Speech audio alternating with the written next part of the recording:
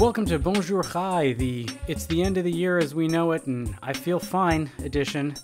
I'm Avi Feingold here in Montreal in quarantine. We'll talk more about that in a second. And I'm here with a special guest this time around, the publisher of the new CJN, Yoni Goldstein, who is here with us to talk about the big stories of the year. Let's do sort of a recap of the past 12 months, where we've been, where we're going. And let's get our takes on what's been happening over the past year in Canada and anything remotely Jewish. So, Yoni, thanks. Welcome to the First show. time caller, long time listener. Really enjoyed the show as it's kind of grown in all sorts of ways this year, and glad to be on it. We've been trying to have you on for a while, and this is a perfect time to get this going, and I can't wait to get this happening. So, really the major story with regards to Canadian Jewish media is the relaunch of the CJN in general. Tell us, about this. This happened at the beginning of the year. What went into going on, what went into this? What was the thinking behind it? And where do we stand now? Let's go back to April 2020, and COVID, the pandemic, was just hitting. The CJN, like all print papers, was immediately affected. And a very quick decision was made to close the CJN by the board of directors of the paper at the time.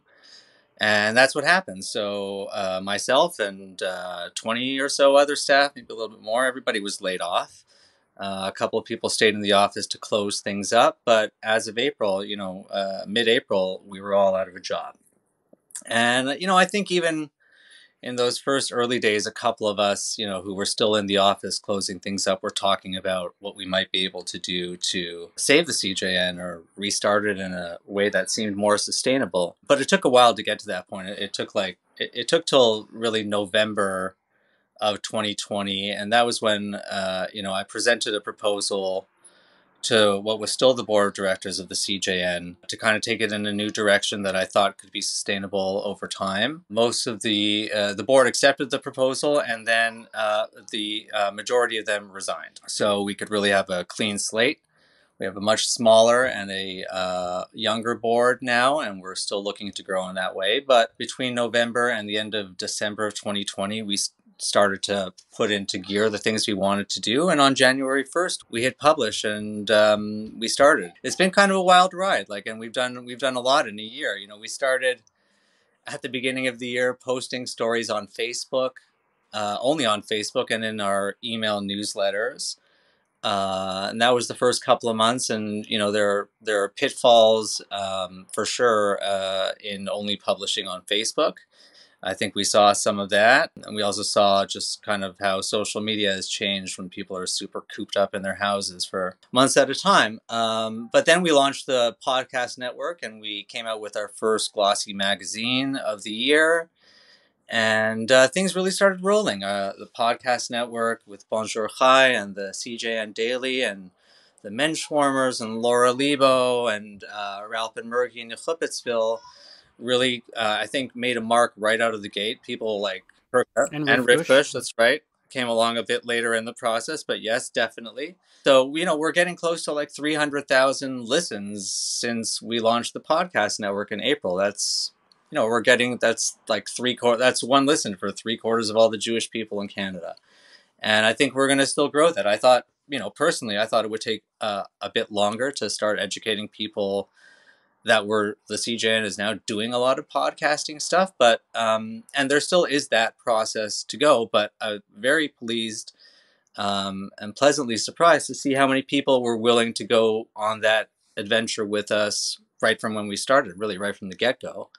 And since then, we've added a full website and tightened up a couple of our newsletters. We were getting ready to do 4 magazines in 2022. We've had our first subscription drive, and yeah, it was a busy year. And I think looking back on it, we accomplished a lot. Yeah, it's really remarkable when you think about it, to have a fully functional news site, a full-fledged basically podcast network with many multiples, with 2 news based, shows, and several others that are, doing interesting, unique things. I don't think there is another Jewish sports podcast out there at all. That's it's really cool, and I'm guessing that we're a lot closer to where we were probably at its peak of the second waves, let's say, of the new CJN, from the 2013 era on, than we thought we would be. So it's really kind of cool, and I think it speaks a lot to Canadian Jews' desire to like consume like stories, to know what's going on there. Yeah, I mean, people definitely missed CJN when it was away. And kudos to those who tried to step up in place. But, look, like, I think, running a news and media organization is not easy. It costs money. You got to pay people. You got to find advertisers. You got to be always out there searching for stories. You got to be doing it full time, really, like, to do it well. And we were able to come back and do that. It's not as big a staff as we had before. I hope we can grow to that level again. But, I think the idea is to treat it more as a startup, to do things that we think personally have value, like to every podcast host and every writer and every editor, we've got to be personally invested in the stories. I think that always makes for better journalism in all its forms. And, I think like the idea really is it's got to be sustainable going forward. When I came in 2013, the paper had just announced it was going to close and then was magically resurrected. And we had a really good run for 7 years with the print magazine. We did a lot of changes to it. We started to make some big moves in terms of the website, at least, considering where the CJN had been. And we were even starting to get to the point of podcasts in the last year or so. So, like, the rug was kind of swept out from under us when we had, I think, some decent momentum going. And now we kind of have to think about it like every single decision is this going to help the CJN be sustainable in the short term and in the long term? And if it's not, then we really have to consider whether it's worth our time and effort. What's an area, let's say, not necessarily like a story that we think that is going to blow up big or something like that, but an area within the CJN that we think might take off in 2022, something that you are hoping to launch, not just another podcast or a section of the website? Is there like something branching into other places that we're thinking about to say like, hey, it's 2021. We're not just a digital version of what we used to put out once a week? For sure. Yeah. I mean, I think the first thing, like, I think what I'm asking is, when is Yoni Goldstein going to be on TikTok? I'm barely on like, anything these days. So I don't know when that's going to happen. But I do have some ideas. The first idea, and it's like, we're talking now and like it kind of seems like we're in the same place where we were this time last year, like events. I want to do events. I want people to be out in public, and I want you to come out and do your shows in public and meet people and, and schmooze and talk and really emphasize this idea that we're trying to create this space where people can feel comfortable and feel like they belong in some way. And, it's great to do it through podcasts and Zoom and FaceTime and regular phone calls. But like the few times this year where I've met up with people outside, or even inside testing really safely, like, you notice how big a difference it makes. It's like, and it's not just something that the CJN can do because it'll help us grow, but like, it's good for everybody. It's good for us. It's good for people if we can start gathering together again. And like, it's okay on Zoom, but it's not the same. So hopefully we get to a point at some point in 2022 when in-person events starts to become more of a thing. We're going to be doing another Zoom event at the beginning of January with Rabbi Yael Splansky interviewing Michael Ignatieff about his new book. And Wow. and public yet? Or are we hearing about this first on? There you go. Yeah, there you go. if you're in the CJN universe in some way or another, you'll hear about it in the coming days for sure. But yeah, that would be great to just do in person. It'll be fun to do it online. We did an election debate earlier this year, right? You co-hosted an election debate. Yeah, and and I hosted one, a couple of years back, and like, again, like, I think it was really exciting. The debate and the questions that you and Ellen had were terrific, and the post show panel really added something new to it. But imagine if we could have done that in person. That would have Yeah, been. look, I think that something that I spoke to addressed it with when I was talking to Jesse Brown on the podcast of a few weeks ago, and when I said, "Listen, I really do believe this idea that we are building communities, and we're not just a content farm just to like push Jewish Canadian content out there. I think that we really are building a community of people that say to themselves, "Oh, the CJN is something that I want to be a part of," and events in that context, events make perfect sense. And we had been planning to do something at the end of January that we were going to announce to do a live podcast event, or at least a meet the podcast host. I'm not sure where it's going to stand now because of all the regulations. I don't know if bars are shut down yet officially or not in Toronto or not, and when they're going to reopen. But when that reopens, we'd like to meet our listeners, and we want to create those communities. And I think it's important, and it's not just like you said, just because events are going to be good for our bottom line. I think that we have a responsibility as a community as community organizers to say, hey, let's find places where communities can For organize sure. events. And from one communal, like, looking forward hopefully to like more of a practical looking forward, I think one other thing that I'd really like to, like a nut I'd like to crack for the CJN, hopefully this year, and it's like something I've been trying to do and failing for 8 or 9 years now, is to get a really like robust business section going. There are a lot of Jews in Canada who are doing like amazing things in business.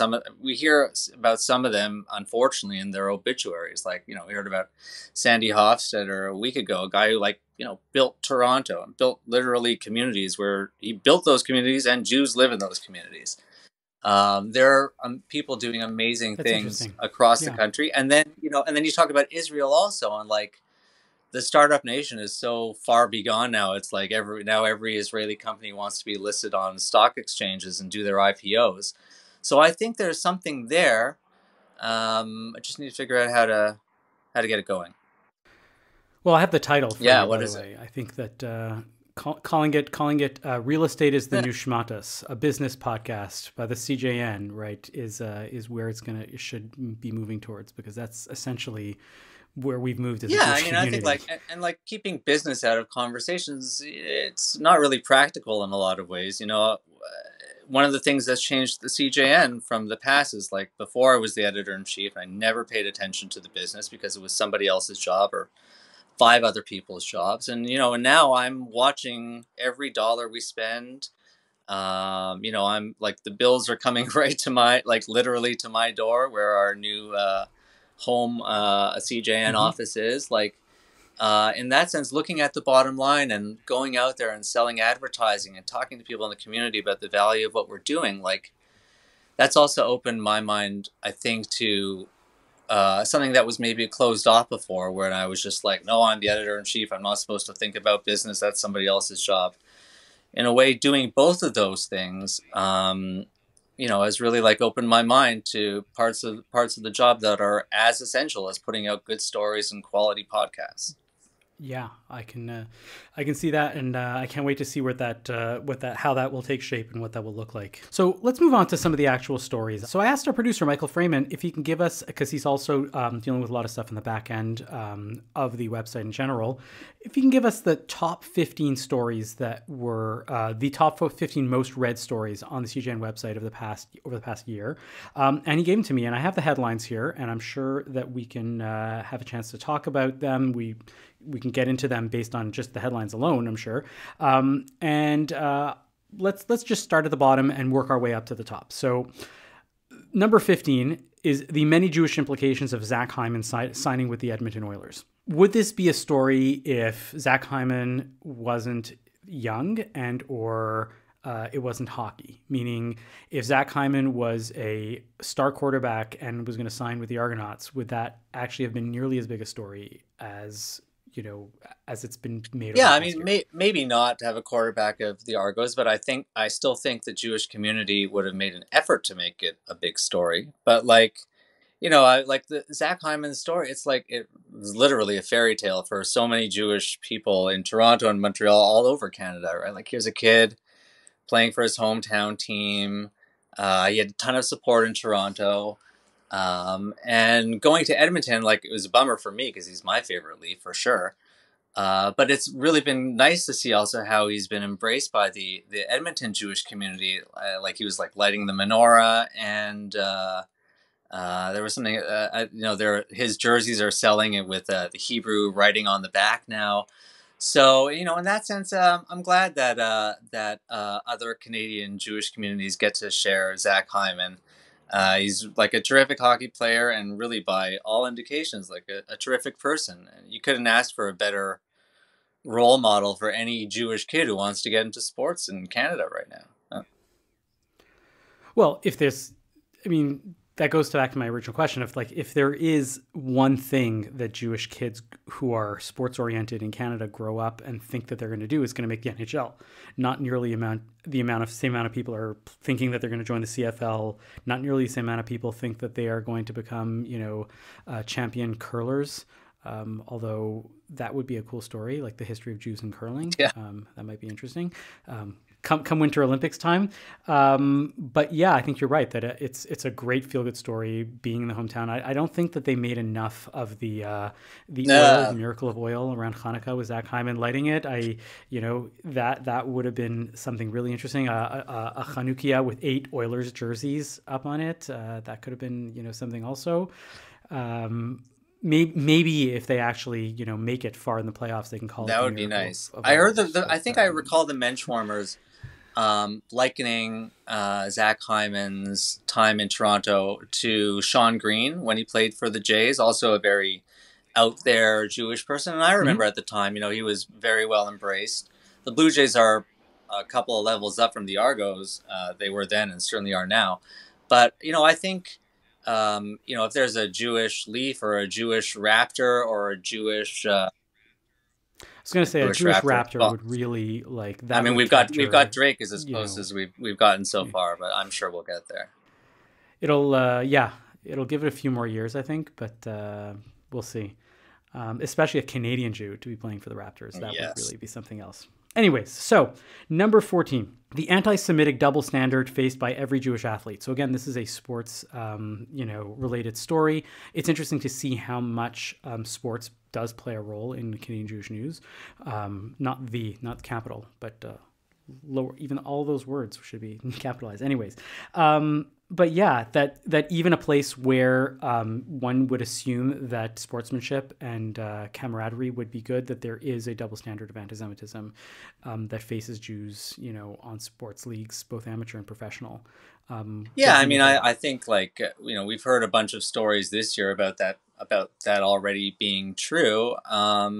But you make a really good point. Like, sports should be the place where people learn about fairness and how to trust each other.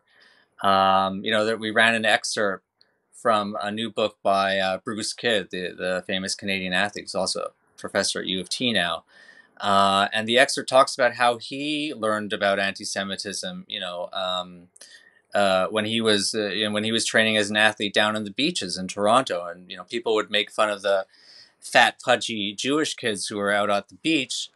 And I have to go back and read the excerpt, but like either his father or his coach came over and was like, nobody makes fun of those kids. You have no idea what they went through and what, and what food means to them differently than how it means to you. So I guess the lesson, that we all know is, like, you can find anti-Semitism and you can find lessons about life anywhere. One of the things that I think we learned this year is that those lessons and stories do resonate for a lot of people when they've got a sports angle to them. And I think we're finding more and more of those stories, and talking to Zach Hyman and the Menschwarmers, both really good examples of leaning into sports. Sports has been one of the only things that people can still do and be entertained by. So, why not enjoy it? Interesting, for sure. So, number 13, Toronto District School Board apologizes for the harm caused by talk from activist Desmond Cole. So this is not the first TDSB story that we are going to have in this list. what do you make of Desmond Cole in general before we get to the talk that he made I or mean, I don't whatnot? know Desmond Cole at all. I make a what? Well, I Okay, don't either personally. yeah. I've read his I mean, works I'd though, say I but think yeah. he's a very passionate activist for causes he believes in, and there's probably more now than ever. Like there's a clear division between activism and politics. And sometimes activism has the opposite effect of what people are trying to do. But then again, if you'd ask Desmond, maybe he'd say, raising awareness and being able to say a couple of words at a meeting of Toronto area teachers, like that's a step in the right direction for him. I don't think this is the kind of activism, and this will come up again in our list, but I don't think that's the kind of activism that belongs in our schools. There seem to be some double standards at play, and I say this as a parent of two TDSB children. This issue is not going away soon. Yeah, it's interesting because I don't think he's an unintelligent individual. I think that he is quite smart. I think that his arguments, when he's making arguments about race, about the Canadian community that we live in, he says a lot of very strong points. I'm inclined to align myself with a lot of the stuff that he says, and then he just, and this I think is a mistake that so many intelligent activists do, feel like, as you said, that there is no line to be drawn anywhere. And look, again, to be fair, we are probably the recipient of that only 15, 75 years ago, right? If we didn't think Right. that we said, well, there's a place to discuss things and there's a place not to discuss things, then we wouldn't have a state of Israel because of activists that were willing to talk everywhere about whatever the cause might be. So in that sense, I don't think that it's what he's doing is wrong. I just think that so many of the moments when activists in general are choosing to speak out are not often the wisest times to actually say stuff, and this was just an example of that. If you ask me, it was a case of somebody not necessarily seeing their audience or knowing when what is the right moment to say something or not, and I'm without even getting into what the content of the argument itself was. But then again, like I said, we sometimes fall victim to that as well. How many times have we seen Jewish organizations cry anti-Semitism when something is so minor, right? To the point that when we do have major anti-Semitism, right, it becomes like a whatever, right? Yeah. Whatever you're going to tell me right now, right? I always like to point to the fact that like B'nai B'rith, when somebody scrawls a swastika in the snow, right, on a car, B'nai B'rith is all over that. And it's really just a 12-year-old who's being, stupid. And when you end up with a major rash of anti-Semitism, people are like, I don't know, why is that one different from the other? And then that's what ends up happening. Yeah, I mean, and there are direct, there are direct results of like that sort of phenomenon you're describing, like in the way we cover stories now. In the CJN, when it was a print paper, we had pages to fill every week, and so an anti-Semitism story of somebody scrawling a swastika in the snow, that might have been in the paper. I don't know that it makes it into its own story in the new CJ, and maybe it's part of a roundup, maybe it's something Ellen mentions, maybe it becomes part of a larger trend. But reacting to each and every one of what might be described as minor issues, yeah, I think you gotta think about how you react to everything, because everything that you say and you do, and it's the same for us as it is for Desmond Cole. Like everything counts. Everything you say matters, and you only get so many opportunities to say it before people start tuning you out. I think it's a really interesting point, by the way, that people might not be thinking about or be conscious of, but once you're saying this, I think that it's important to bring it to the front of people's minds. It used to be that when you had a story in the CJN print publication, it was, potentially something which was just a page filler because you had to put out X number of pages with X number of advertisements. And now if a story goes out, it's because we actually deem that the story is important. Yeah, exactly. And that it's not something that are like, yeah, I guess we have to cover that or something, we need to fill a certain amount of pixels. Yeah. Otherwise, we don't. It's actually, there's value to that, and there's value to thinking about that. I think we worry sometimes, like in our Slack channels, like when we take that sort of philosophy, are we going to like have enough stuff to fill our website, or put out a new newsletter in 2 days? And we always do. So like Yep. yeah, we're going to keep doing, we're going to keep going at things that way. And like every All right. organization, major and minor, has a website now, has some sort of communication staff, has social media. Like nobody's saying they can't put out their own stories too. And when when it's a story for us, then we'll do that as well. Absolutely. All right, number 12. Joseph Libovic transformed Toronto as a real estate developer and philanthropist. I do believe that that is the only obituary of sorts, memorial discussion of sorts on there. What made Joseph Libovic so important that I think enough people clicked on it to make it? Well, I mean, he and his brother are were well known for also building significant parts of the Jewish community in Toronto, certainly in the northern parts of it, including a JCC branch.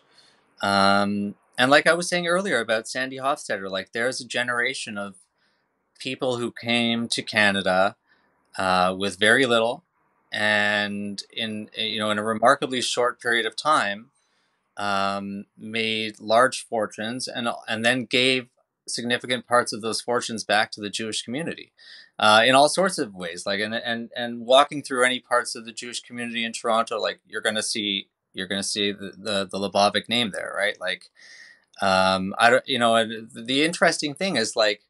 And you had another Sandy Hofstadter, as I was mentioning earlier. You had one of his grandchildren on your show talking about real estate a couple of months ago.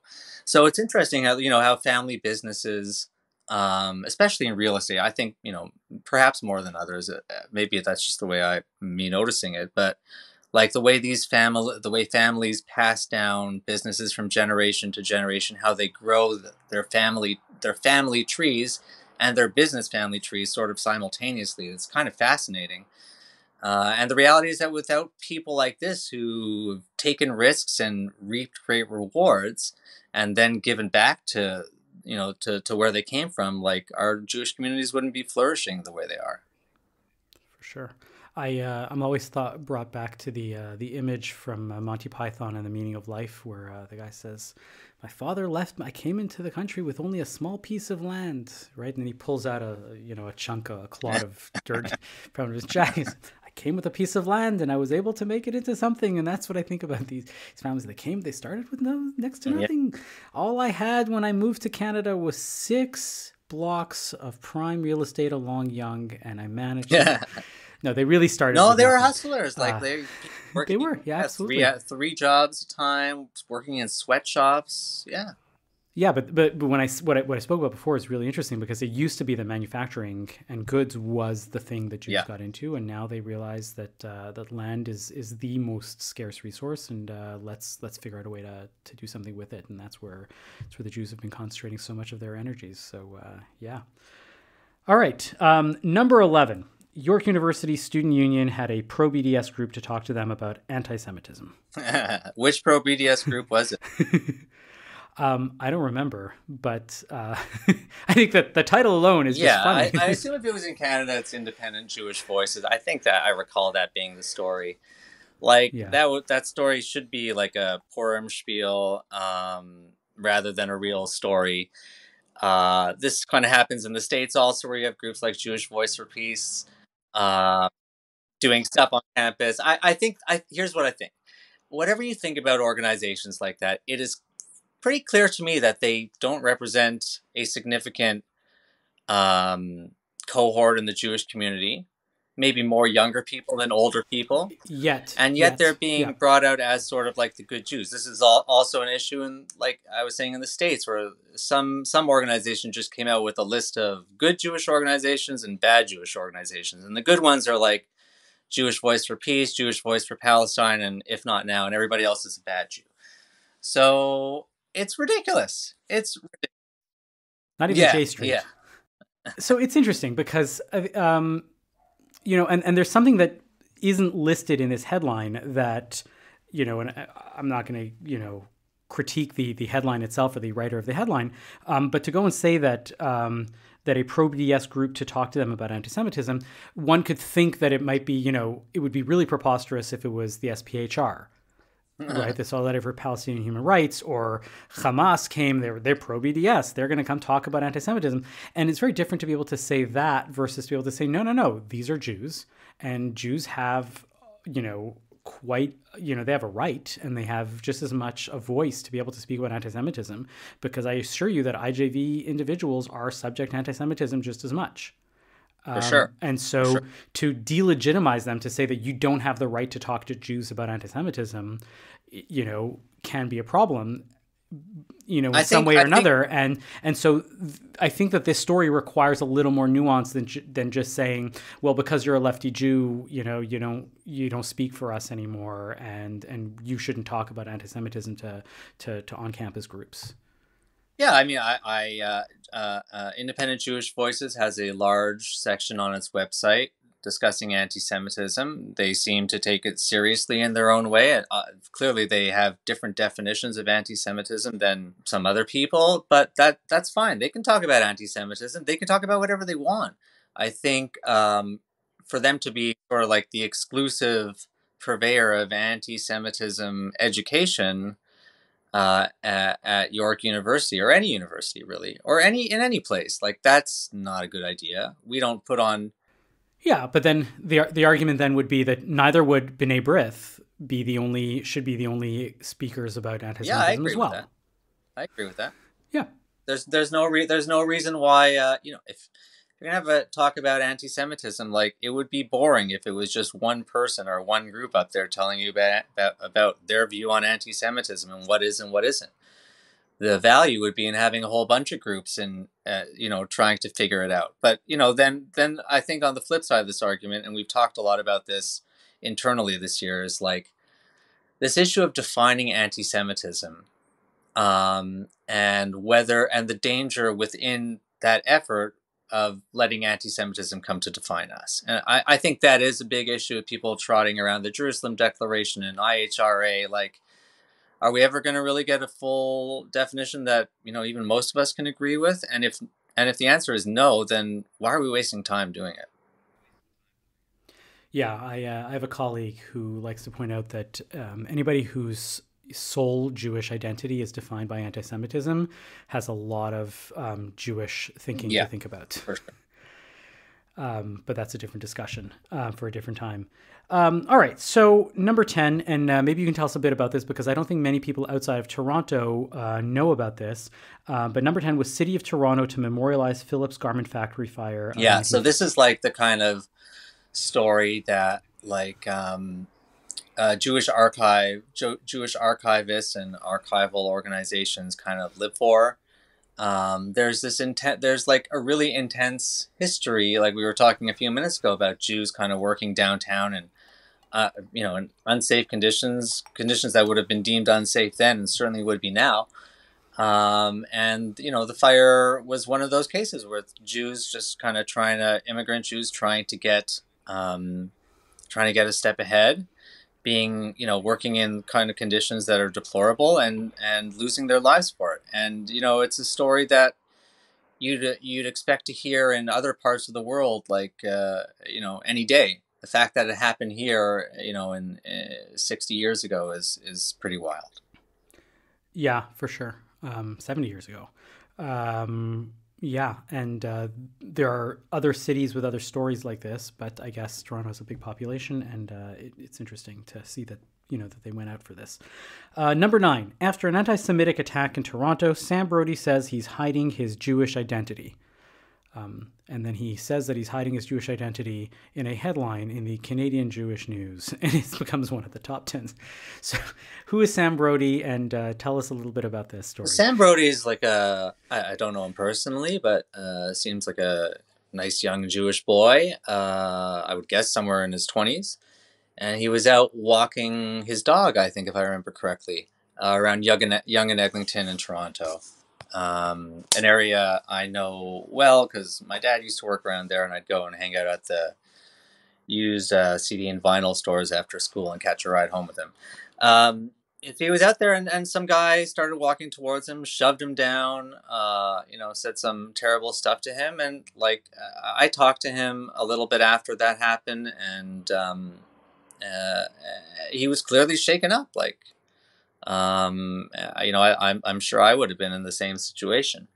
And I think his covering up his Judaism from the headline. I think he said he was going to wear a hat on top of his kippah from now on when he goes out. And as somebody who does the same and has really pretty much done that since somebody made some fun of me about a kippah on the TTC when I was like 8 or 9 years old. It's sad, but it's probably a good move. It's probably a good move. It's interesting. My wife and I always just have an interesting discussion because we're both members of the clergy, and people will always stop me and ask me, "Excuse me, are you a rabbi?" Because they assume that the only people that they wear kippahs on the street are rabbis, but they never ask her that because she gets to, pass. Right. She gets to go incognito, because most people aren't necessarily reading skirt lengths and hair coverings and stuff like that in terms of religious. And I've never been shy about showing my kippah in public, but that's partially because I'm a professional Jew. But I can tell you that when you're at a bar, I've never been the victim of any sort of anti-Semitic attack or any sort of violence. Actually, it's not true. This is a crazy story. I don't think I've ever really spoken about this except to a few people because it was just so bizarre and wasn't even crazy. I was killing time in Long Island City in Queens, New York, because I had gone to see MoMA when it was at PS1 at the time, and I was waiting for dinner for a friend, but I had a couple hours, and I found this random Irish pub that was like a real hardcore Irish pub. And I went in, I ordered a Guinness, and within about 10 minutes or so, the other 2 or 3 people that were at the bar, and you can tell because it was 3 PM, and these were, real dedicated professional people, dedicated picklers of their livers. I started hearing pennies being thrown like against the back wall, and I didn't even understand what it meant, and it took a while for it to like click in. But I was more bemused than like actually offended in any real way. But I've never really other than that. But essentially, when I'm trying to get at it, and I don't fault anybody for wearing a kippah or not. I wear hats because I love hats. But when I take them off, my kippah is always there. But it starts being like more like people will just come up to you and feel like they have the right to ask you like some random Jewish thing that has bothered them.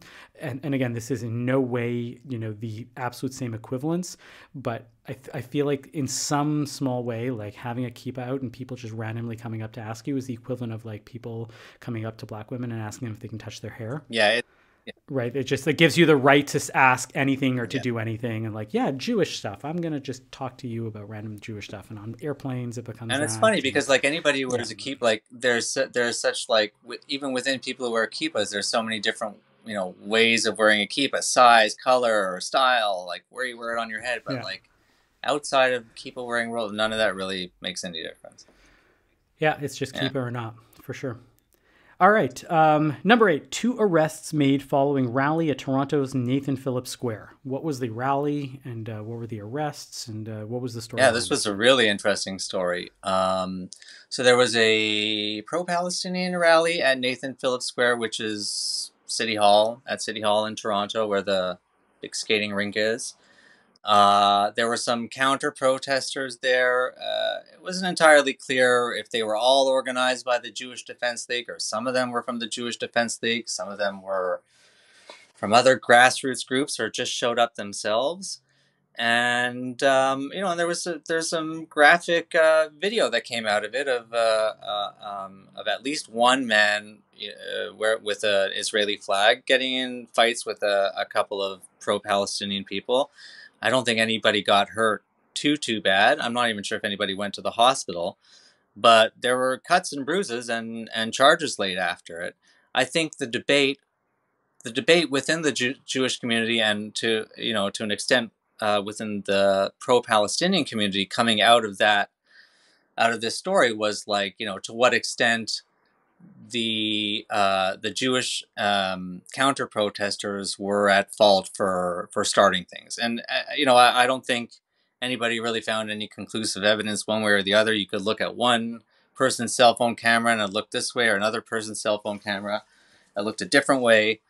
The authorities got involved and they did what they did. But I think like the idea that people are that pro-Palestinian and pro-Israeli supporters and activists are fighting each other with their fists on the streets of downtown Toronto, like that's pretty wild. That's a pretty wild story. And like I live right by Christie Pitts. Like it happened. It happened around here, but like a while ago. But like not something that you'd expect to really see in 2021. Yeah, to me the main takeaway from the story for in terms of like thinking about it long term is how much the word defense actually belongs in the Jewish Defense League, and that at the end of the day, like really, who are these people and why do they think that offense is actually defense? And maybe Zach Hyman can teach them a little bit about what good defense. Well, I mean, look here. Like here's the thing, right? Like I think we would both agree whether we think it's deserved or not. There are segments of the Jewish community in Canada that are scared.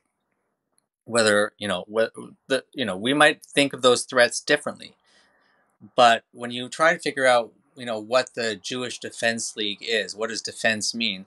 Part of figuring that out is like why do people feel that there's a need for a JDL, right? Like, and if we could figure out why people feel that need, perhaps we could address that need in a form other than a JDL, which most people see as wild.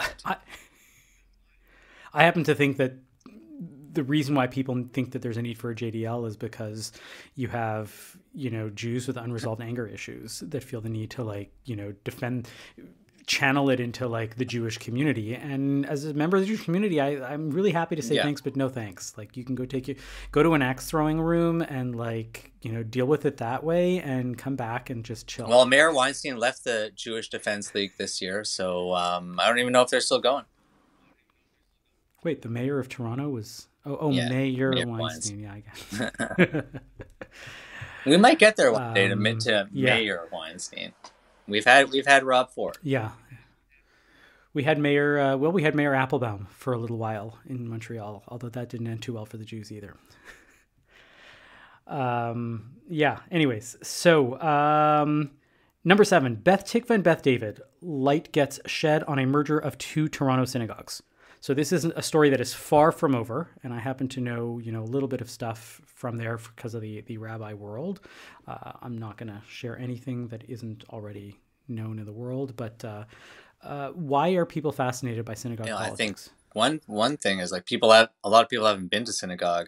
I think a lot of the people who would go to those synagogues probably haven't been to synagogue very much in the last year. Yeah, but I mean, I think synagogue politics are always and if you want proof that synagogue politics are always popular, like the fact that nobody's even been there for a year and then we're still talking about it. But the serious part is like, what are shuls going to do, right? And not just in Toronto, but in Toronto, you've got a whole bunch of really big shuls with really big properties around them and nobody in them. People, might not be able to pay their dues the way they used to be able to. Synagogues have to sometimes lay off some of their staff. One of the big synagogues in Toronto has just finished a massive renovation, right? Like these are tough times for synagogues for sure in Toronto. And if they're not all thinking about mergers or some other way to get creative, then now's the time, because I can tell you that a lot of synagogues are thinking that way. We had a story later in the year about using some of that land, like the massive parking lots, for example, that a lot of synagogues have. Like those are good places for housing. People are starting to realize, and maybe that's a future for synagogues. You could have your synagogue on the main floor of the condo building that's replaced the massive synagogue. So I think this stuff is changing. People also seem to be okay with davening on Zoom. I spent the summer davening outside in a park, and it was amazing. So shul's really got to think about what they're doing right now, and mergers is one way to do it, especially when you have older communities and memberships. Yeah, but let's be honest. And I'm a fan of both of those synagogues, and I love both. I happen to have personal ties to both congregations in some way or another, this is a last gasp effort. I mean, in 5-10 years, it's not going to matter that they merged in some way or another. They're just kicking the can down the curb just a little while longer.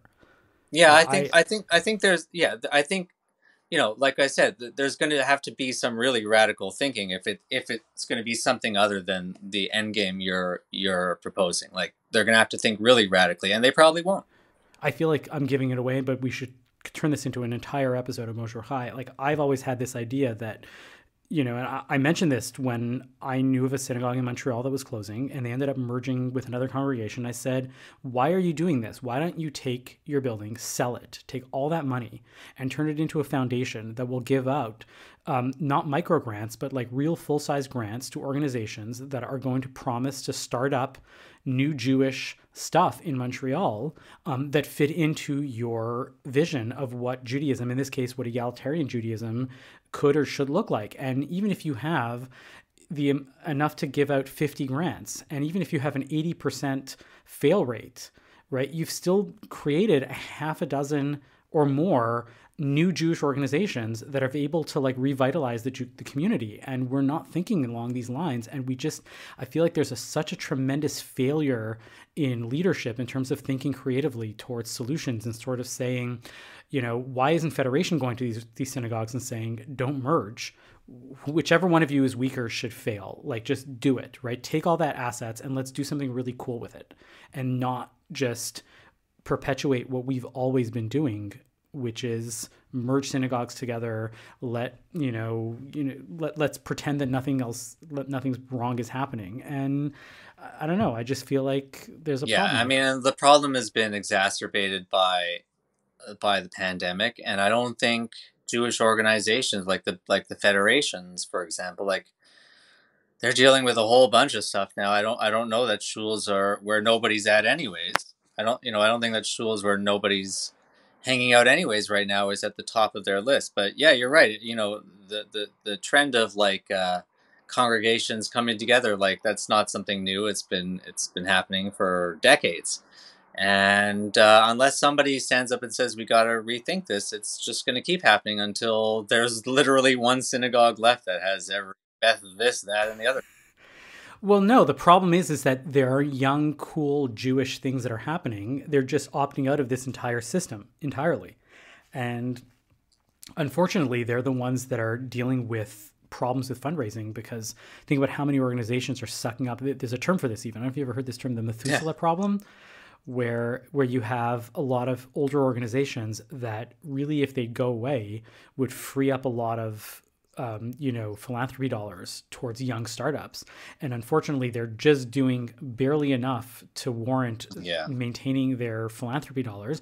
And they're sucking up a lot of old school dollars. And the young Jewish startups are basically saying, we don't have anything to work with because this organization is sort of doing something good. But if they went away, we'd be able to do so much more with whatever it is that they're doing. But, why would you tell an organization that is still raking in dollars, stop raking in those dollars? It's hard for them and it's difficult. Like, I don't know. I think it's an intractable problem, and we have to take some hard looks at what we do as a Jewish community before we do more before of these it's too mergers. late. I mean, and I'd look forward to hearing an episode of Bon Jour Chai about that for sure.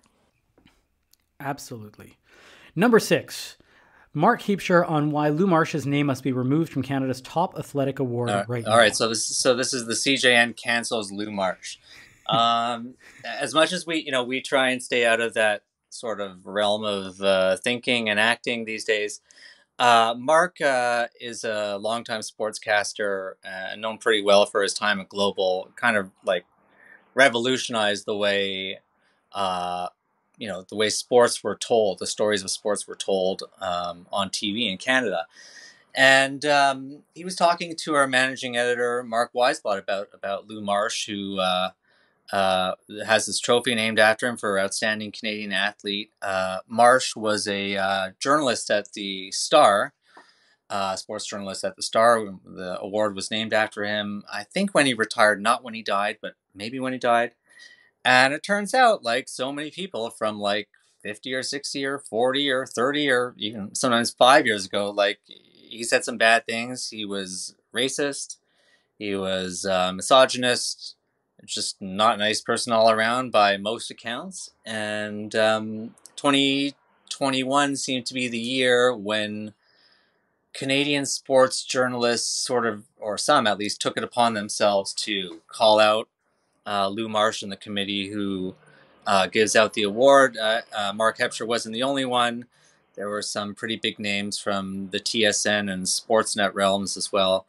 And I think I have mixed feelings about the idea of changing names of things or awards or titles based on behaviors that we sort of discover later on, and measuring morality as we understand it today versus the way it was understood at some other time. But here's a guy who was a foul person, and was not particularly fond of Jewish people, and here's a good chance for somebody like Mark, who's got the voice and has the chops to really get people behind him.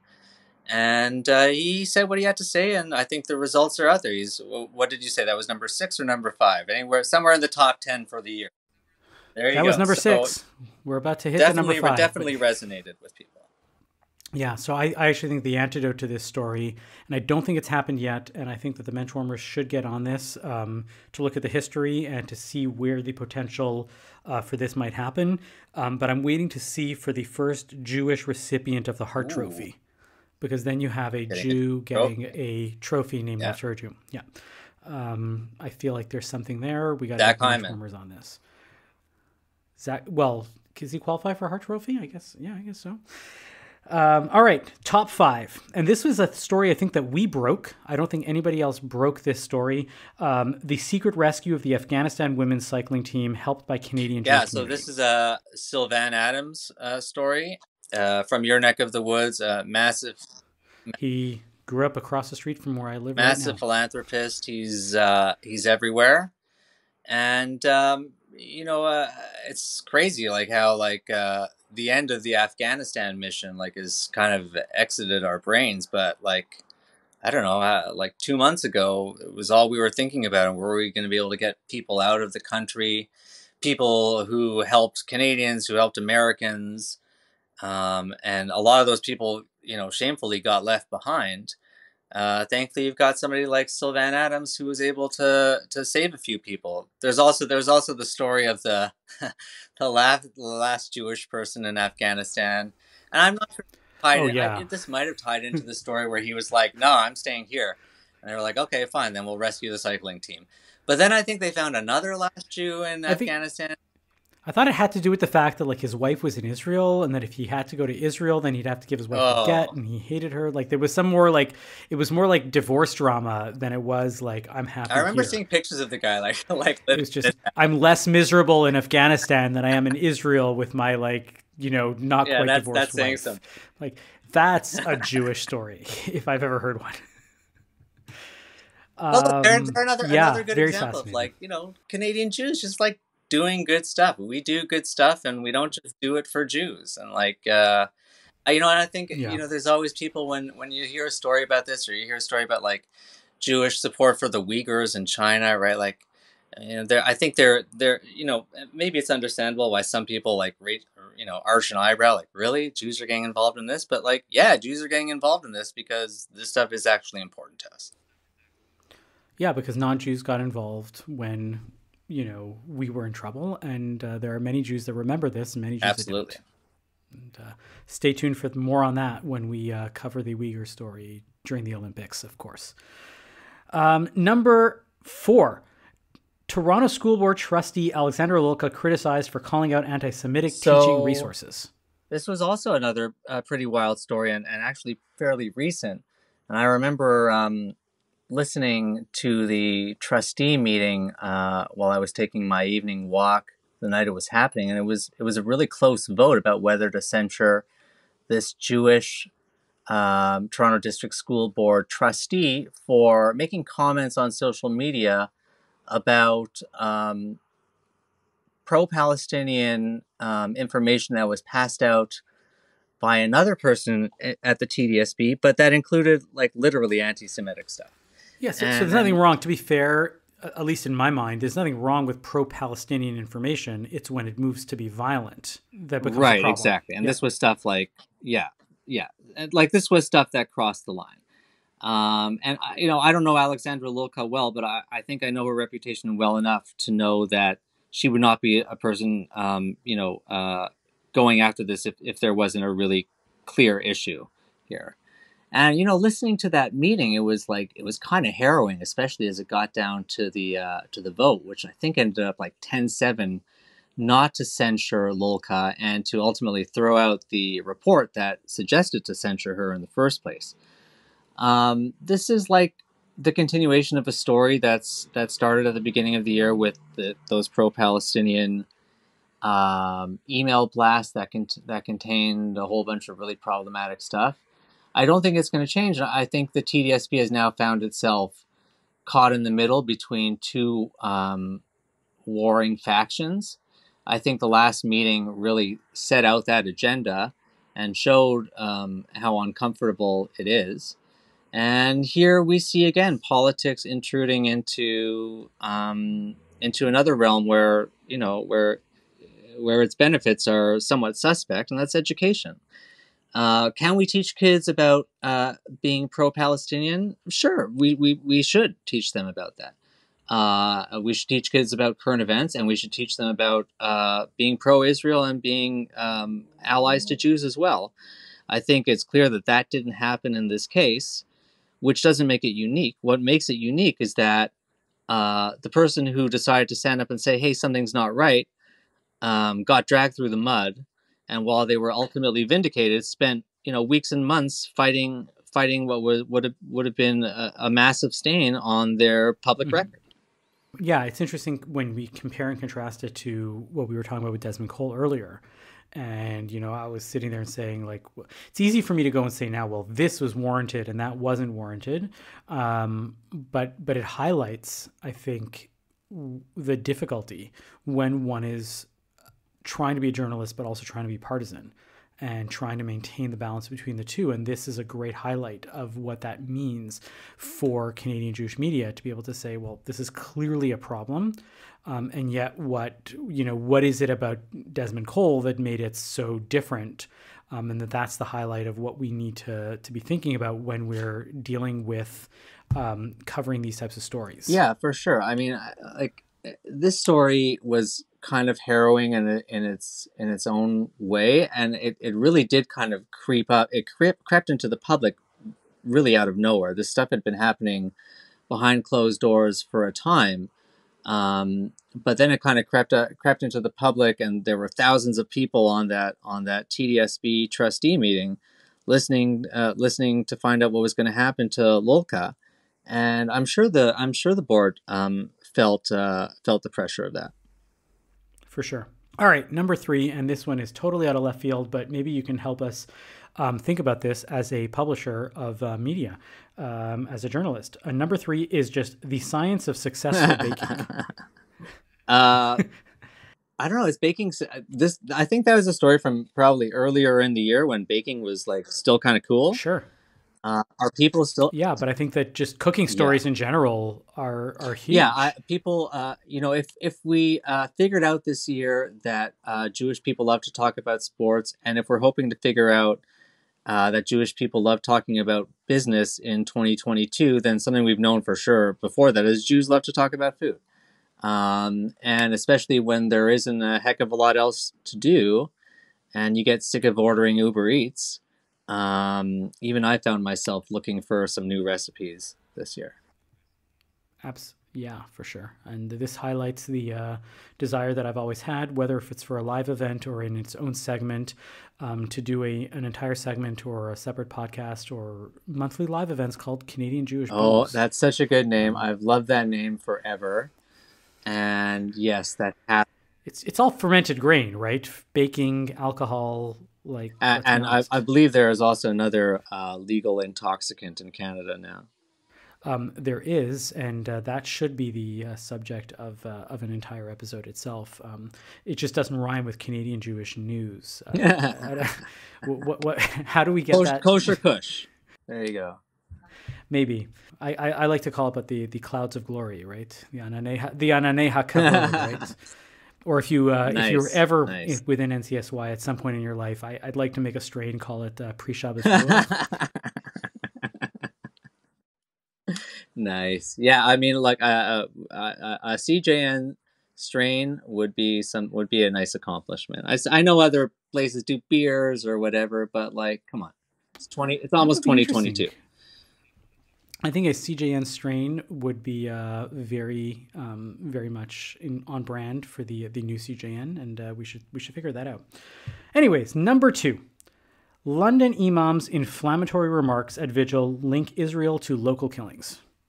So this was a very big story in and of itself, where the Jewish community really got behind what happened in the story until this incident happened, and then we get to our So number 2 story.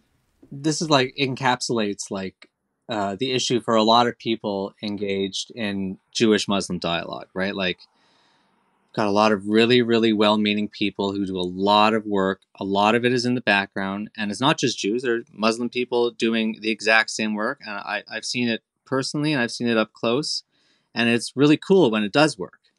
And then you have things like this happen, and it's just like it's so frustrating because it just does away so much of that good work.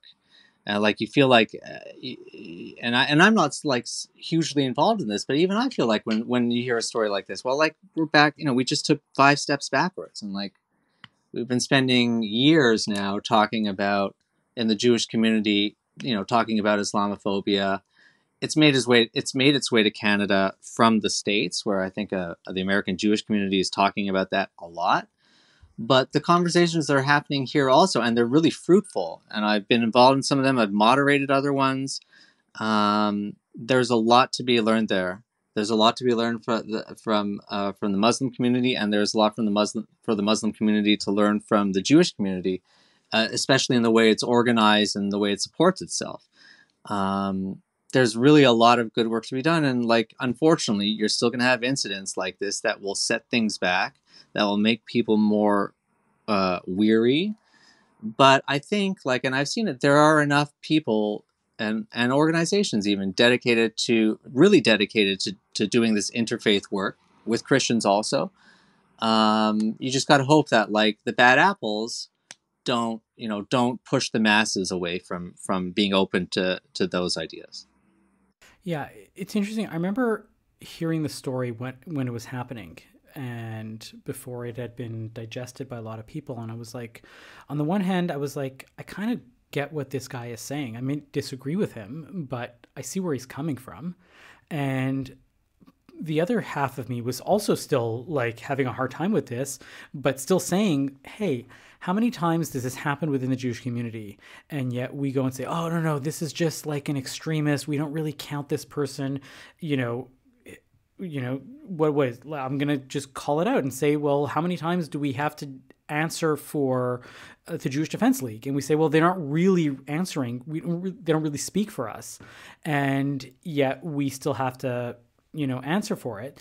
And that's what's happening in this situation. And unfortunately, I was hoping that it wasn't going to derail so much in terms of Jewish Muslim dialogue, and yet it often does. And in this case, I feel like it did to a certain extent. Yeah, for sure. And for sure. That's a problem. But within the Jewish community, we have such a hard time trying to make that bifurcation by saying, well, when it comes to us, when some extremist goes and says something, well, that's not really who we respond to. That's not really who who represents us. None of that is really real. And yet when it happens within the Islamic community, you have like multiple Jewish organizations that are sitting there waiting to like call you on it and to say, hey, that is bad. You can't do that. If you keep doing that, we are going to separate ourselves from you. And this is why we can't really have Jewish Muslim dialogue and stuff like that. Yeah. I mean, look, I think the responsibility for calling out the bigots and the nuts in your own community, in either community, falls to that community, right? Like it falls to Jews to say when somebody Jewish does something wrong, and it falls to Muslims to say when somebody Muslim does something wrong. Like that's only fair. And if we don't do our share, we can't expect the other side to do its share the same way. And I think we also have to realize, like, the Jewish community in Canada is a young community, but compared to the Muslim community in Canada, it is a somewhat mature community. Um, Muslim leaders will say candidly, like, they look to the Jewish community in terms of the way it's organized, the way it supports itself, the way the way it reaches out. They don't have the budgets for that now.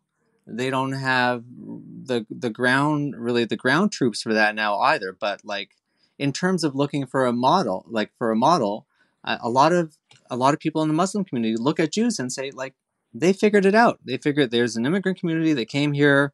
They support their own. They've built amazing things. Why can't we do that ourselves? And that's that's a time thing and a maturity thing as much as anything. As communities and especially immigrant communities, mature, hopefully they figure these things out. For sure. Yeah. And like I said, I hope it doesn't derail things too hard or too long. But yeah. And we get to our number one most read story on the CJN for the year. And I'm actually not that surprised by it. And it is Florida condo collapse has Jewish Canadian. Oh, man, that was a real tragedy. What a truly awful story. And I remember when when the building collapsed and finding out relatively quickly from people who know the Florida Jewish community that this is an area where there are a lot of Canadians, and just sort of like realizing that, yeah, there are going to be Canadians who are dead in this, and we're going to have to cover that.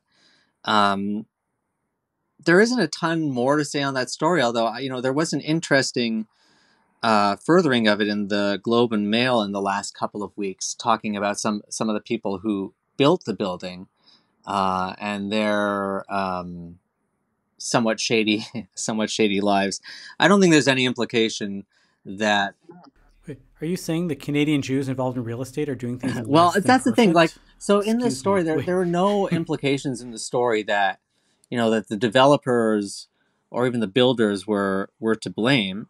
Certainly not the people who put up the money to develop the place. But yeah, I mean, I think anytime where anytime when there's like a Jewish connection to something bad happening, you're like kind of cringing and hoping something bad doesn't come out.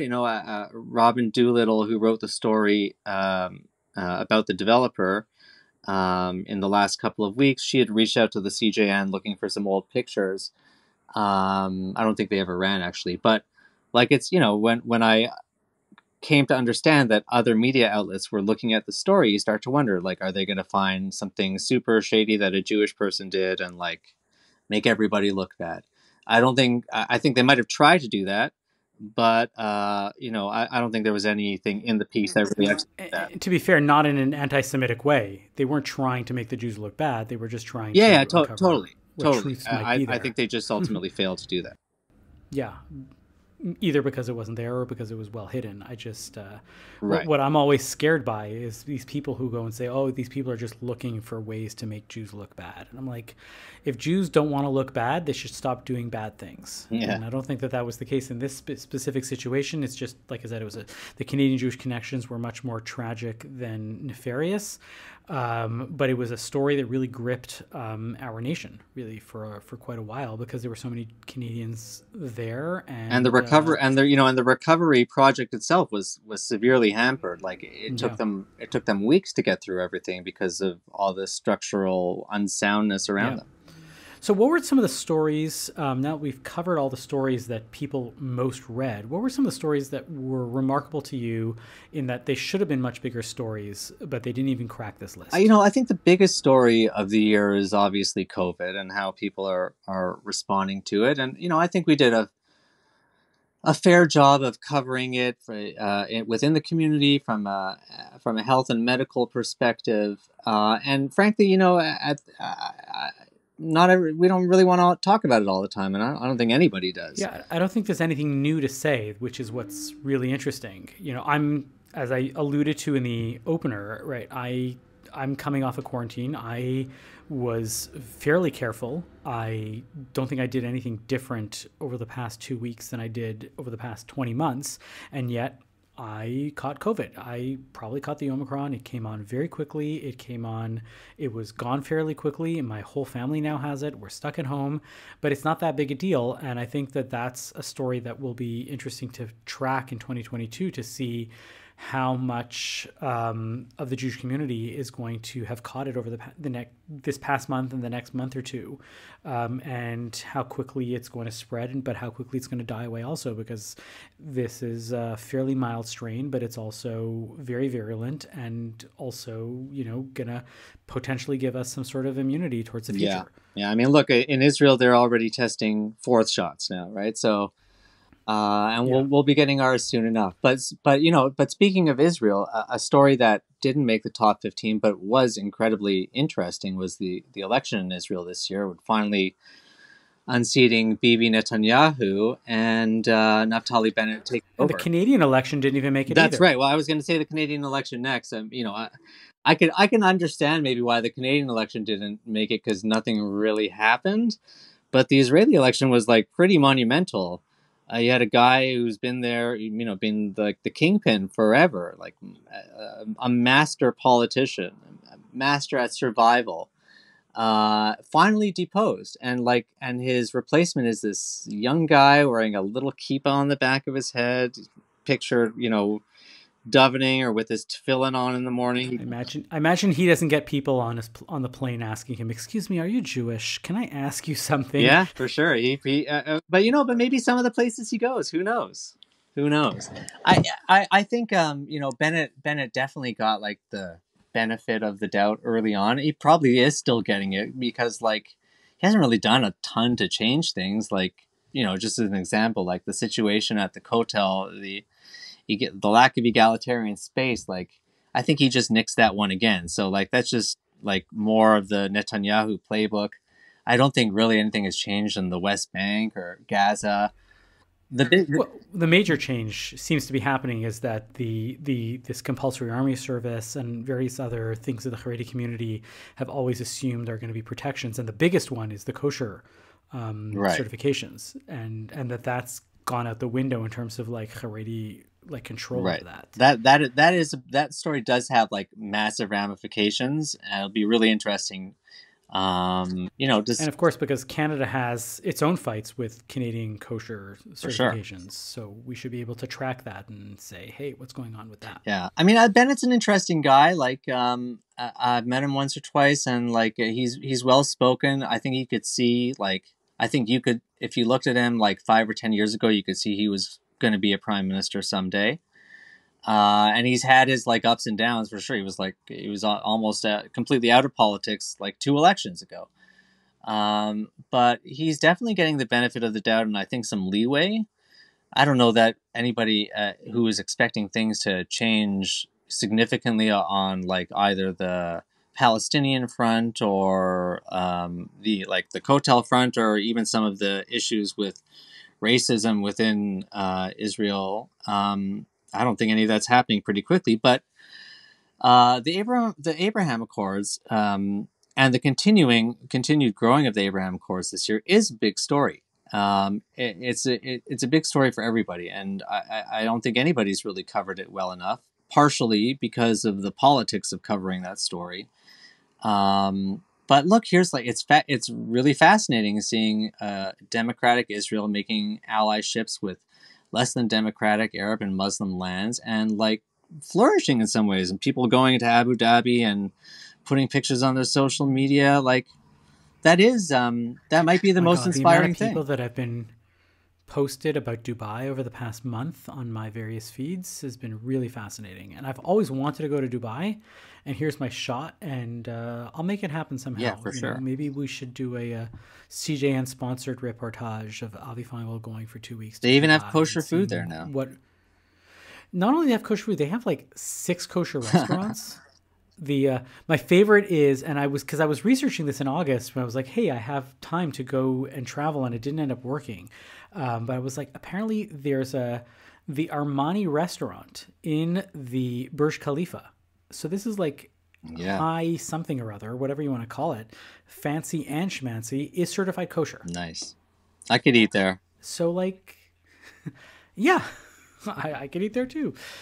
We should do a whole thing on not just who are the Jews that are diplomats in the region, but who are the Jewish community there, because the rabbi of the Emirates is a Canadian Jew, and maybe that's something that we should finally cover and look at and see what's going on with Canada and Judaism in the Fertile Crescent, as we say. Well, I mean, like, I think, and maybe this is a nice way to sort of cap it off, but Canadian Jews do really interesting things. They do really interesting things in Toronto and Montreal.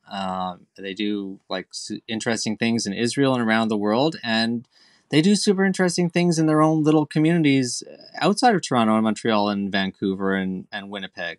There's Jewish life bursting across this country in places that certainly I wouldn't have expected it to be based on my Toronto-centric upbringing. But it's happening, and like probably at a rate that it hasn't happened in a long time since since the early Jewish immigrants came and settled on land in Saskatchewan. But like there are Jews living in every place in Canada. They're finding ways to connect these days, mostly digitally, but hopefully that that grows when it can. And like, as crazy as 2021 has been and 2020 before that, like I'm optimistic heading into 2022. I don't know where we'll be pandemic wise. I have, the only lesson I've really been able to take is like, you got to take it a minute at a time, a day at a time. There are peaks and there are valleys, and you're going to have both of them. But I'm optimistic, and I still think like, even though there is a kind of like a young leadership vacuum in the Jewish community, I think the pandemic itself has energized a new group of people, and some of them are involved in the CJN, and some of them are doing their own things. But like, there are people now, there are young people who are doing their own things, building their own companies, building their own brands, and they're either ready now or getting very close to being ready to take on major Jewish community roles in Canada and abroad. And I think, I've seen a lot of them develop over the last 2 years, and I'm excited for what they can do. And I really hope that there will be a place for more young leadership to make real decisions, because it's going to be their world. And as a community and as a world, we've got a lot of pretty big decisions to be making right now. For sure. And it's actually one of the things that I noticed the most about Bonjour Chai in general, and something that it's been heartening and really remarkable to see is random Canadians who message me from across the world, whether it's in Israel or elsewhere, or South America. And I've had messages from Europe, from all sorts of places, and tell me, hey, this is really cool that I get to be connected to Canadian Jewry in this way. I love the podcast, and I love the CJN in general. And the move to online means that you don't have to worry about getting your print, CJN in the mail every Wednesday or Thursday. This has been a really great boon for Canadian Jews to be able to say that I'm Jewish, I'm Canadian, even though I live wherever it is that I'm living, and that identity is bolstered and underscored. And so what better message than that to be able to say, thank you to everybody that's been listening to this. Thank you to all these stories, to the makers of these stories, for good or for bad. And thank you to the listeners of these stories. And we hope to be continuing this for quite a long time to come. Absolutely. Shkoyach to you and to your co-host and to your former co-host who's moved on to politics this year. I'm looking forward to seeing how your show and all the other CJN shows and everything we're doing, the magazines and our news stories and videos and events, like how it all sort of evolves. I think that's part of that's the really interesting part. And we should keep evolving in as many ways as we can. All right. Well, thanks so much for chatting, and hopefully we'll get you on before the last week of 2022. But in the meantime, this has been great and it's been fun. Yeah, thanks for having me. I really loved the conversation. I'm glad we could do it before school starts again, because I'm pretty sure my kids are going to be at home. Same here. So got in under the wire, but it might be a little bit of a tough start to 2022. But like I said, I'm looking forward. Thank you for listening to Bonjour Chai for the year ending Friday, December 31st. Shabbat Va'era. Our producer is Michael Freeman. Technical production is by Andre Goulet. Our music is by So-Called. We are a project of the Jewish Living Lab and are distributed by the CJN Podcast Network. You can listen to all our past episodes on our new page at the cjn.ca/bonjour, and you can subscribe to the podcast and automatically receive all episodes on Apple, Spotify, or wherever you get your podcasts. Please do leave us a comment and a rating on the platform of your choice. It really helps us a lot. And as always, you can email us with comments at bonjour@thecjn.ca. On behalf of Yoni Goldstein, I am Avi Feingold. Thanks for listening, and we'll see you soon.